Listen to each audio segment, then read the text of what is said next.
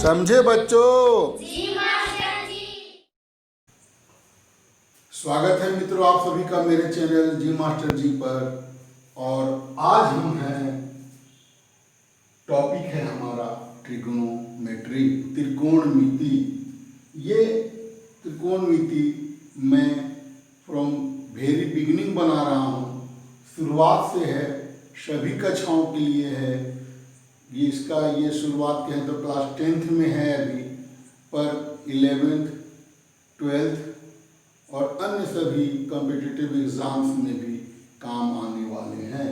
तो ट्रिग्नोमेट्री एक तरह का मैथ का बैकबोन है, और इसको यदि ये ट्रिग्नोमेट्री अच्छी है तो गणित पर पकड़ काफ़ी अच्छी होती है। तो अभी हम ट्रिग्नोमेट्री में शुरू करने जा रहे हैं। सबसे जो पहला जो महत्वपूर्ण चीज़ है उसमें पाइथागोरस का थ्योरम, पाइथागोरस का प्रमेय। तो पाइथागोरस ने क्या कहा था दोस्तों? पाइथागोरस का प्रमेय। और पाइथागोरस ने कहा था कि एक समकोण त्रिभुज लेते हैं दोस्तों, समकोण त्रिभुज है। अब यहाँ पे ये समझ लेना बात जरूरी है कि एक समकोण त्रिभुज में एक कोण हम कंसीडर करते हैं, ये कोण तो 90 डिग्री है ऑब्वियसली। ये कोण को अगर हम थीटा लेते हैं तो थीटा जिस कोण को हम कंसीडर करेंगे उसके ठीक सामने वाली भुजा को हम लोग लंब कहते हैं। और थीटा जिस कोण पर, थीटा जो कोण है वो जिस आधार पर बनी होती है कर्ण के द्वारा, तो उसको हम लोग आधार कहते हैं। तो और ये जो सबसे बड़ी भुजा होती है उसको हम लोग कर्ण कहते हैं। यह 90 डिग्री समकोण के सम्मुख जो भुजा होगी उसको हम लोग कर्ण कहते हैं। तो पाइथागोरस का प्रमेय ये है कि किसी समकोण त्रिभुज में सबसे बड़ी भुजा का वर्ग, सबसे बड़ी भुजा यानी कर्ण का वर्ग, अन्य दो भुजाओं के वर्गों के योग के बराबर होता है। ये बहुत ही प्रसिद्ध प्रमेय है और इसका प्रूफ भी है क्लास 10th में। इसने कहा कि सबसे जो बड़ी भुजा है कर्ण, तो कर्ण का वर्ग अन्य दो भुजाएं यानी कि लंब का वर्ग और आधार के स्क्वायर माने आधार का वर्ग और दोनों के योगफल के बराबर होता है। ये है पाइथागोरस थ्योरम। अब इसको हम लोग मैथमेटिकल सिंबल में अगर लिखना चाहें तो लोग लिख सकते हैं कि h स्क्वायर बराबर p square plus b square. ठीक है, ये एक महत्वपूर्ण फॉर्मूला है दोस्तों, और इसके माध्यम से हम कर्ण का वर्ग, अगर इसमें से दो दिए गए हैं, तीसरा मिसिंग है, तो हम लोग निकाल सकते हैं। अब ये जो बात है कि इस फार्मूले से h स्क्वायर बराबर p square plus b square, तो इसी एक फार्मूला से हम लोग कई तरह के फार्मूला ज्ञात कर सकते हैं। तो पहले इस फार्मूला को समझ लें कि ये फार्मूला है क्या और इसका कैसे उपयोग करते हैं। तो अगर कहीं पर जो मान दिया है p और b का, तो फिर h का मान हम लोग निकाल सकते हैं। अब जैसे अगर कहीं पर सवाल दे दे p बराबर मान लेते हैं 3 और b बराबर दे 4, तो h बराबर कितना होगा? तो बहुत सिंपल है दोस्तों, इस फार्मूला का प्रयोग कर दें। h स्क्वायर बराबर p square plus b square, यानी कि h बराबर, तो हम लोग इसको और शॉर्ट कर लेते हैं, और h बराबर हो जाएगा दोस्तों p square plus b square. h का मान सदैव पॉजिटिव होता है, यहाँ पर जैसे रूट लेंगे तो प्लस माइनस दोनों आएगा, लेकिन h का मान सदैव पॉजिटिव होता है। और इसकी वैल्यू अगर हम पुट कर दें यहाँ पर, तो p के जगह पर है 3 और b के जगह पर है 4, तो ये 3 का वर्ग और जोड़ 4 का वर्ग, और ये हो गया आपका 3 का वर्ग हो गया 9 और 4 का वर्ग हो गया 16, यानी इसका मतलब कि कुल हो गया ये 25 का हो गया ना। 25 का वर्गमूल निकाल लेंगे तो h की वैल्यू निकल जाएगी, और 25 का वर्गमूल होगा 5। सो h की वैल्यू हम निकाल सकते हैं इस फार्मूला के माध्यम से। तो इस फार्मूला का बहुत सारा यूज है। पहले तो हम लोग एच की वैल्यू निकाल लें, इससे हम लोग 3 फार्मूला निकाल सकते। तो यहाँ से एक फार्मूला हम लोग h, therefore h equal to आपका हो गया p square plus B square under root p square plus B square. तो एक फार्मूला हमारा ये हो गया दोस्तों। अब अगर इसी फार्मूला को अगर हम लोग उलट के लिख दें कि P square plus B square बराबर एच स्क्वायर, तो यहाँ से हम लोग पी स्क्वायर बराबर निकाल सकते हैं h square minus b square. Therefore p बराबर तो ये हो जाएगा h square minus b square. ये प्लस माइनस दोनों होता है, लेकिन हम लोग प्लस वैल्यू ले रहे हैं क्योंकि अभी जो है सो थीटा का मान जो है सो 0 डिग्री से 90 डिग्री के बीच में है, और फर्स्ट क्वाड्रेंट में सभी जो ट्रिगोनोमेट्रिकल जो परपेंडिकुलर और बेस इनका मान हमेशा पॉजिटिव होता है, और ट्रिगोनोमेट्रिकल रेशियोज के भी मान पॉजिटिव होते हैं। इसीलिए हम लोग और क्लास 10th के लेवल में ये इसको फर्स्ट क्वाड्रेंट में लाइज करेगा। एक्चुअली इसके लिए हम लोग काम कर रहे हैं कि ये यहाँ 0 से 90 डिग्री, तो किसी भी जगह पर ये एंगल हो तो ये जो है सो थीटा पॉजिटिव है, और ऐसे इसमें पी और बी सब पॉजिटिव होता है, इसलिए हम पी की वैल्यू जो है सो पॉजिटिव लेते हैं। तो एक सूत्र आपका मिल गया पी बराबर अंडर रूट, और यूनिट तो आप लगा सकते हैं, जैसे एच इक्वल टू है तो इसकी कोई यूनिट हो गई। अगर मान लो यहाँ पर एम है, मीटर है, ये भी मीटर है, तो इसकी भी मीटर हो जाए, तो वो यूनिट तो हम लगाएंगे। पी का जो न्यूमेरिकल वैल्यू होगी उसकी वैल्यू इतनी होगी under root h square minus b square. इसी तरह से हम लोग बी की भी न्यूमेरिकल वैल्यू ज्ञात कर सकते हैं कि P square plus B square equal to H square. Therefore B square बराबर H square minus P square. लेकिन केवल बी की वैल्यू निकालना चाहें तो इधर रूट आ जाएगा, और ये भी पॉजिटिव मान ले रहे हैं तो H square minus P square. तो ये हमारे लिए पाइथागोरस के थ्योरम से 3 महत्वपूर्ण सूत्र निकल गए दोस्तों, और इन तीनों का प्रयोग हम क्रमशः आधार, लंब और कर्ण निकालने में हम लोग कर सकते हैं। तो ये रहा, जब लंब और आधार, यहाँ एक एग्जाम्पल भी हो गया कि जब दिया हो, और कुछ एग्जाम्पल हम आपके समक्ष करते हैं, जिससे कि इसके बाद हम लोग चाहें तो बात कर लें कि पाइथागोरियन ट्रिपलेट्स क्या है। अगर वो काम कर लेते हैं तो हमें बहुत फायदा होने वाला है। साथ ही यहाँ पे जो जरूरत पड़ेगी तो संख्याओं को जल्दी से वर्ग निकालने की भी आवश्यकता पड़ती है। तो वर्गों के संबंध में मेरे जो जी मास्टर जी पर और वीडियोज हैं उसको आप देखना ना भूलेंगे। फिलहाल अभी हम देखते हैं इससे संबंधित क्या। दोस्तों अभी हम शुरुआत में हैं और प्रश्न हमारे सरल होने चाहिए। आपको सीखना है, इस प्रश्नों की सरलता पर आप मत जाओ, आप कंसेप्ट पर जाओ कि ये होता कैसे है, और इन चीज़ों को हम लोग को समझना है। तो P बराबर एक दिया हुआ है कि 5 सेंटीमीटर है कोई समकोण त्रिभुज है, उसमें P जो है सो 5 सेंटीमीटर है, B जो है सो 12 सेंटीमीटर है, तो H कितना होगा। अगर P बराबर 5 सेंटीमीटर है, ये B बराबर जो है सो 12 सेंटीमीटर है, तो H बराबर कितना होगा। तो आपको जैसा कि पता है हमें कि पाइथागोरस थ्योरम क्या है, तो हम यहाँ पर लिख सकते हैं कि पाइथागोरस के प्रमेय से, तो पाइथागोरस का प्रमेय आपको पता है कि एच स्क्वायर बराबर p square plus B square. तो हम लोग यहाँ पर इसलिए एच का केवल मान निकालेंगे तो अंडर रूट हो जाएगा p square plus B square, और एच की वैल्यू निकालने के लिए हम लोग पी और बी का मान इसमें रख दें।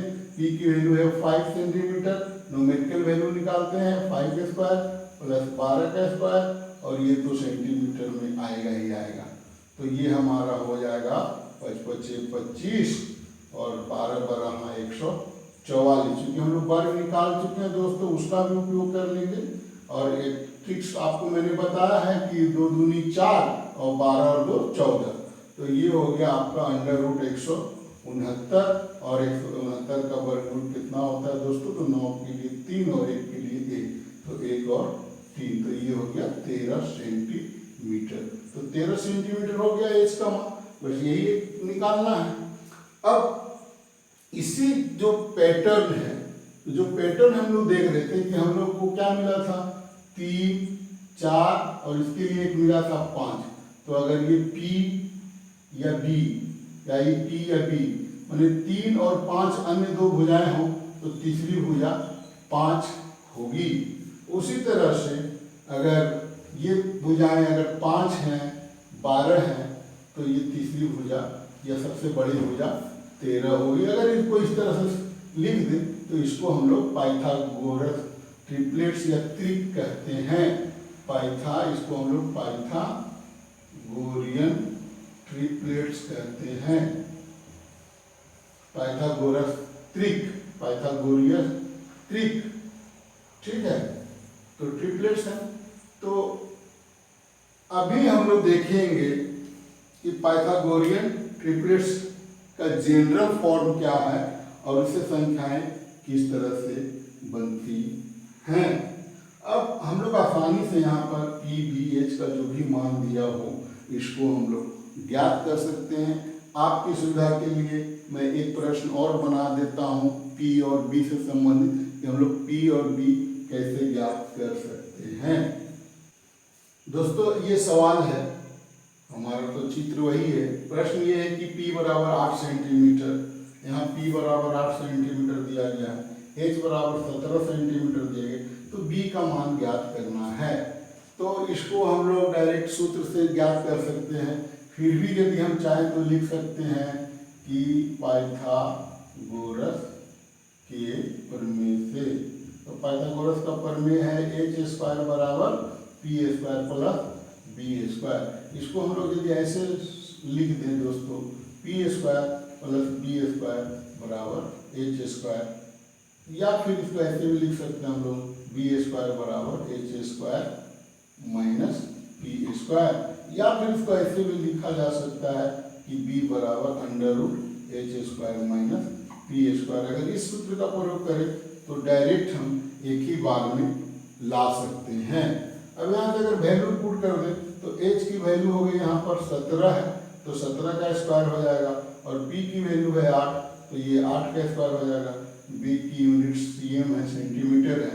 अब 17 का वर्ग हम लोग करते हैं तो दोस्तों 7 49 के 9, हाथ में 4, 17 24 4 28 289, और 8 का वर्ग करते हैं तो हम लोग ये मिलता है 64, और इसको घटा देंगे तो ये हो जाएगा हमारा 9 में से 4 जाएगा 5, और 28 में से 6 हो जाएगा तो 225। और जैसा कि पता है कि 225 जो है सो 15 का वर्ग है। इसका मतलब हो गया कि ये 15 सेंटीमीटर B का मान है। इसी तरह का एक प्रश्न P के लिए भी हो सकता है। P के लिए फिर सूत्र यहाँ पर ऐसा हो जाएगा, फिर P बराबर डायरेक्ट अगर लाना चाहें तो h² माइनस b², और इस सूत्र से हम लोग ऐसा कोई प्रश्न हो तो उसे भी ज्ञात कर सकते हैं। तो ये रहा आपके P, B और H से संबंधित प्रश्न, और ये जो है सो पाइथागोरस के थ्योरम पर आधारित हैं। अभी हम लोग देखेंगे कि पाइथागोरियन ट्रिपलेट्स में कौन कौन सी संख्याएं आती हैं। तो इसके लिए हम थोड़ा सा डिटेल्स में चलते हैं दोस्तों कि पाइथागोरियन ट्रिपलेट्स में कौन कौन सा अभी तक हम लोग देख सके। तो एक संख्याएं बनी 3, 4 और 5, तो इनकी एक ट्रिपलेट्स हो गई। जो सबसे बड़ी संख्या 5 है, क्योंकि इनको ट्रिपलेट्स इसलिए कहते हैं कि यहाँ हम लोग देखते हैं दोस्तों कि 5 का स्क्वायर जो है सो 3 के स्क्वायर और 4 के स्क्वायर के योग के बराबर है। अब देख लो 3 3 9 और 4 4 16 10 16 9 25, यदि ऐसा होता है। इसलिए इन संख्याओं को हम लोग 3 4 5 को पाइथागोरियन ट्रिपलेट्स कहते हैं। उसी तरह से अभी हम लोगों ने एक संख्या देखी थी, आप याद करो P का मान कितना आया था, 12 आया था P, और इधर आया था B बराबर था 12 और P बराबर था 5, B बराबर 12 और H बराबर था 13, यानी 5, 12 और 13 का एक ट्रिपलेट्स है। या फिर इसको ऐसे भी कोई कह सकता है 12, 5 और 13 का ट्रिपलेट्स है। या फिर ये ऊपर वाले को भी कोई ऐसे भी लिख सकता है 4, 3, 5 का ट्रिपलेट्स। जनरली हम लोग असेंडिंग ऑर्डर वाला लिखते हैं, तो ये चलेगा। इसमें से परपेंडिकुलर बेस में कभी भी कोई भी परपेंडिकुलर एंगल बदल जाने के कारण परपेंडिकुलर और बेस बदल जाता है। तो 5, 12, 13 का एक ट्रिपलेट्स। अभी हम लोग इस एग्जाम्पल में देखें कि 8 और 15 और 17 का एक ट्रिपलेट्स है। तो दोस्तों ऐसे तो हजारों ट्रिपलेट्स हैं, अनगिनत ट्रिपलेट्स बन सकते हैं। पाइथागोरन ट्रिपलेट्स अनंत संख्याएं हो सकती हैं, पर क्या इनका कोई जनरल सूत्र भी हो सकता है या कोई एक सामान्य तरीका है, जनरलाइज्ड वे में हम लोग निकाल सकते हैं? कितने हो सकते हैं तो देखते हैं करके, ठीक है दोस्तों। ये ट्रिपलेट्स अगर हैं तो इनको हम लोग इस रूप में भी लिख सकते हैं कि एक इस रूप का हो सकता है 3m, 4m और 5m का ट्रिपलेट्स हो सकता है। जैसे कि m बराबर 1, 2, 3, यानी एक m का इंटीग्रल वैल्यू हम लोग पुट कर दे, पॉजिटिव इंटीग्रल पुट करेंगे, माने कि धनात्मक गुणांक संख्या रख सकते हैं, जीरो नहीं रखना है, यानी कि नॉन निगेटिव नहीं है। तो m की वैल्यू इस तरह से पुट करेंगे, तो अगर m की वैल्यू m रखेंगे तो एक ट्रिपलेट्स मिल जाएगा हमारा 3, 4, 5। अगर 2 की वैल्यू रख दें यहाँ तो 3 दूनी कितनी हो जाएगी दोस्तों 6, और 4 दूना कितना हो जाएगा 8, और 5 दूना 10। और अगर 3 रख दें तो 3 तिया 9, 4 तिया 12, 5 तिया 15। फिर इसी तरह से 4 रख दें तो ये हो जाएगा 12, 16 और 20। तो आप बताओ कि इस तरह से तो हमको अनेक मिल जाएंगे इसके लिए, ठीक है। तो इसके लिए भी अनंत मिल जाएंगे। ये जो हम लोग वैल्यू यहाँ पर लाए दोस्तों 5, 12, 13, अब इसके लिए भी हम लोग ला सकते हैं कि ये इसका जनरल फॉर्म हम लोग लिख सकते हैं इसके आधार पर 5m, 12m और 13m। तो अगर इनको अगर हमने एक m बराबर वही इंटीग्रल वैल्यू पुट करें इनका, तो m बराबर 5 1 पुट कर देंगे तो 5, 12 और 13 मिल जाएगा। अगर 2 पुट कर देंगे तो ये 10 मिल जाएगा, ये 24 मिल जाएगा। तो ऐसी स्थिति में ये 26 हो जाएगा, जो कि ट्रिपलेट से आप करके देख लेना। 10 का वर्ग 24 का वर्ग बराबर 26 का वर्ग, 10 का वर्ग 100, 24 का वर्ग 576 और 26 का वर्ग दोनों को जोड़ेंगे तो 676 होता ही है। ये यहाँ पर 5 का वर्ग 25, 12 का वर्ग 144, तो 13 का वर्ग जो दोनों को जोड़ेंगे तो 169 होता है। उसी तरह से तीसरी संख्या यहाँ से 3 से निकालेंगे तो ये हो जाएगा 15, और ये हो जाएगा 12 तिया 36 और 13 तिया 39। तो आप इसको भी करके देख लेना। ये हमें इस तरह से अनंत अनंत मिलते चल जाएंगे, आगे और भी मिलते चल जाएंगे बहुत सारे। तो किसी भी एक ट्रिपलेट्स को उठा के और उसकी मदद से हम कई संख्याओं को ट्रिपलेट्स के रूप में पहचान कर लेंगे और उसको याद कर लेंगे। तो ये प्रैक्टिस का चीज़ है। वर्क पर कमांड हो 1 से लेकर के ज़्यादा नहीं तो कम से कम 50 तक में हमारा काम हो सकता है, ठीक है। या फिर जितने शॉर्ट ट्रिक्स हैं वर्क निकालने के, आप मेरे वीडियोज को देखें, उसमें आप सीख जाएंगे कि शॉर्ट में आप वर्क कैसे निकालेंगे। और इन ट्रिपलेट्स को याद कर ले तो जैसे ही कोई त्रिभुज का समकोण त्रिभुज में पाइथागोरस के संबंधी भुजा संबंधी निकालना हो, तुरंत आपके दिमाग में आ जाएगा कि ये इसका कितना होगा। फिर बनाना वो आप बना ले, विधिवत बना ले, लेकिन आपके माइंड में चल रहा है कि इसका आंसर इतना होता है। तो मैथ में साथ साथ चलना चाहिए, कुछ ओरल भी सोचते रहना चाहिए कि इसका ऐसे होगा, इसका ऐसे होगा। मौखिक रूप से भी गुना भाग जोड़ घटाव आदि करते रहना चाहिए। तो दोस्तों आज का वीडियो यहीं तक। उम्मीद करता हूँ कि ये वीडियो आपको जरूर अच्छा लगा होगा और बेसिक चीज़ है। किसी भी स्तर के विद्यार्थी, मैट्रिक, इंटर या फिर कॉम्पिटिटिव एग्जाम, कोई भी एग्जाम चाहे एकेडमिक हो या कॉम्पिटिटिव, वो सब जगह इसकी महत्ता है। और मैं चाहूँगा कि आप इसको वेरी बिगिनिंग देखें और एकदम शुरू से अंत तक देखें और इसके आधार पर प्रैक्टिस करें। Keep watching my channel ji master ji, और कहीं जाने की आवश्यकता नहीं है। वीडियो यदि अच्छा लगा हो तो शेयर करेंगे, लाइक करेंगे और सब्सक्राइब करेंगे। मिलते हैं इसके अगले पार्ट में पाइथागोरियन ट्रिपलेट्स के विशेष गुण और ट्रिगोनोमेट्री के कंटिन्यूड पार्ट से। धन्यवाद।